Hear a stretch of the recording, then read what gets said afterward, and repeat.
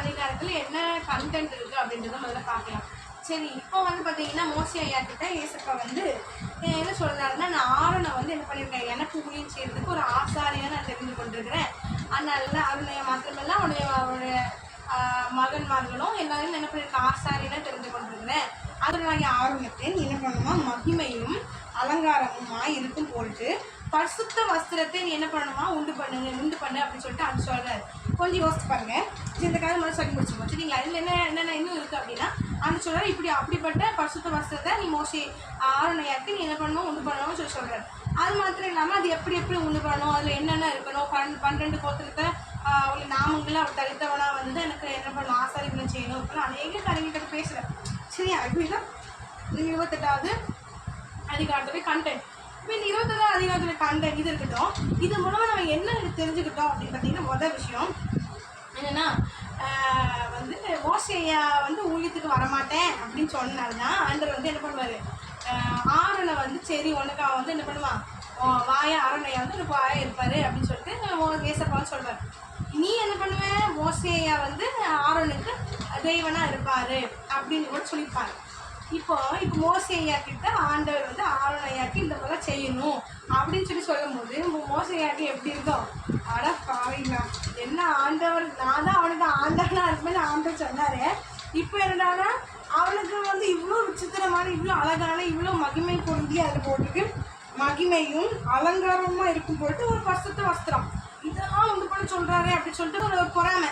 இப்போ நமக்குள்ளே இப்போ ஒரே ஊழியத்தில் 2 ஊழியக்காரன் இருக்கிறாங்க அப்படின்னாலுமே துணை ஊழியக்காரங்களோ அல்லது ஒருத்தங்க ஒரே சர்ச்சில் வந்து ஒருத்தங்க நல்லா மெசேஜ் கொடுத்துருப்பாங்க, அந்த ஒருத்தங்க ஒழுங்காக கொடுக்கணும், ஒன்று அவன் ஒருத்தர் நல்லா மெசேஜ் கொடுத்தா அவன் ஒரே பொறாமைப்படுறது. இப்போ இந்த பொறாமைங்கிறது காமன் அப்படி தானே, ஒரு மனுஷன் தானே. இப்போ அவருக்கு வரவே இல்லை பாருங்கள் மோசே ஐயாக்கு வரல. இப்போது நம்மளே எடுத்துக்கிட்டால் இப்போ உள்ள ஊழியங்கள் என்ன நடக்குதுன்னா பொறாமை, இதை பார்த்தாலும் பொறாமை தான். ஊழியம் போய் இயேசுக்காக ஊழியம் செய்கிறது போய் எப்படி ஆயிடுச்சு, மனுஷனுக்காக ஊழியம் செய்கிறதா மாறிடுச்சு.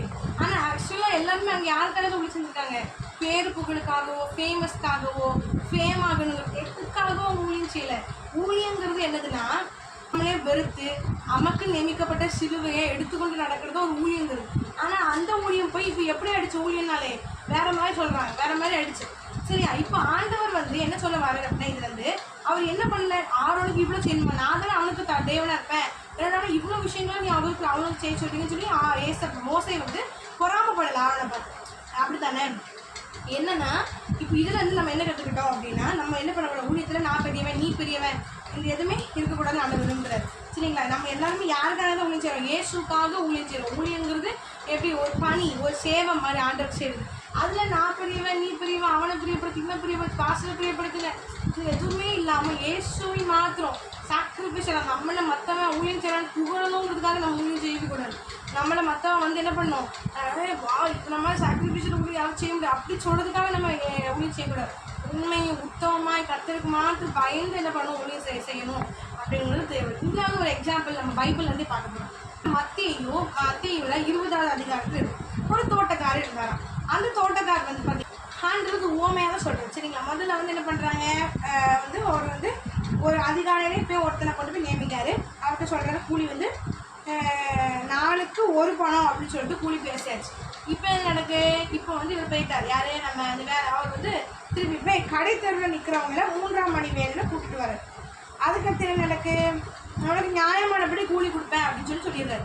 அதுக்கப்புறம் அதில் என்ன நடக்கு பார்த்தீங்கன்னா, அதுக்கப்புறம் மறுபடியும் 6ஆம் மணி வேலையில் 9ஆம் மணி வேலையில் என்ன பண்ணுறாரு அப்படின்னா, அதே போல் ஜனங்கள் அதே போல் இந்த சும்மா நிற்கிறவங்க கடை தெருவில் நிற்கிறவங்க என்ன பண்ணுறாரு கூப்பிட்டுவார். அப்போவும் சொல்கிறாரு அவங்க நியாயமானபடி என்ன பண்ணுறாரு கூலி தருவேன் அப்படின்னு சொல்கிறார்.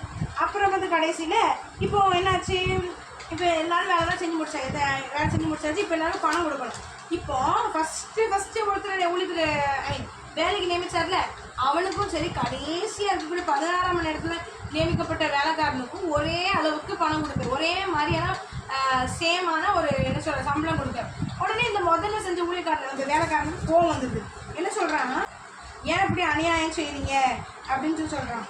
நான் அதெல்லாம் பகலோட கஷ்டத்தை, வெயிலோட உஷ்ணத்தை இதெல்லாம் சகிச்சு நான் என்ன பண்ணேன், சகிச்சு நான் அந்த வேலை செஞ்சேன். ஆனால் எனக்கும் அவனுக்கு கடைசியாக வந்து அவனுக்கும் ஒரே அளவுக்கு தான் ஒரே மாதிரி சம்பளம் கொடுக்குறீங்களே அப்படின்னு சொல்லிட்டு அவன் என்ன பண்ணுறான், கோவப்படுறான்.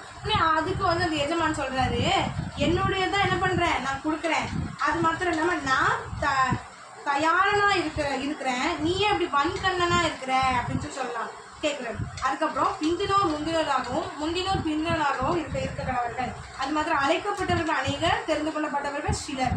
ஏன்னா அங்கே சொல்ல வர அப்படின்னு பார்த்தீங்கன்னா, இப்போ வந்து நான் ஏற்கனவே சொன்னேன், நமக்குள்ள நம்ம வந்து எப்போ ரசிக்கப்பட்டவங்களாக இருந்துக்கலாம், எப்போ கர்த்தர் யாரை பயன்படுத்தி இஷ்டமோ. இப்போ மோசே கதையில் எடுத்துக்கிட்டாலுமே ஆரோனுக்கு ஆண்டவர் கனம் புரிஞ்சி வேலை கொடுக்க, அவரை ஆராதிக்கு கூட வேலை கொடுத்தாரு.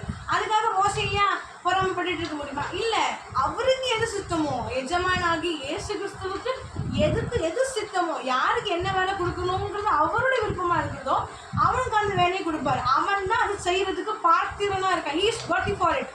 அவன் தான் அதுக்கு என்னது, அவனுக்கு வர்த்தி.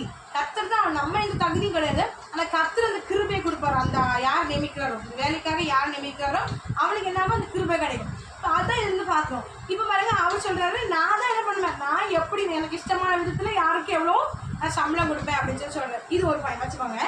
இன்னொன்று என்ன சொல்கிறாரு ஆண்டவர் அப்படின்னு பார்த்தீங்கன்னா, ஊழியத்தில் வந்து உங்களெல்லாம் ஒருத்தர் முதன்மையாகணும்னு நினச்சிங்க, சீஷர்கள் சொல்கிறேன், முதன்மையாகணும்னு நினச்சிங்கன்னா நீ யாராக இருப்ப, நீ தான் என்ன பண்ணுவ, வேலைக்காரனாக இருப்பேன்.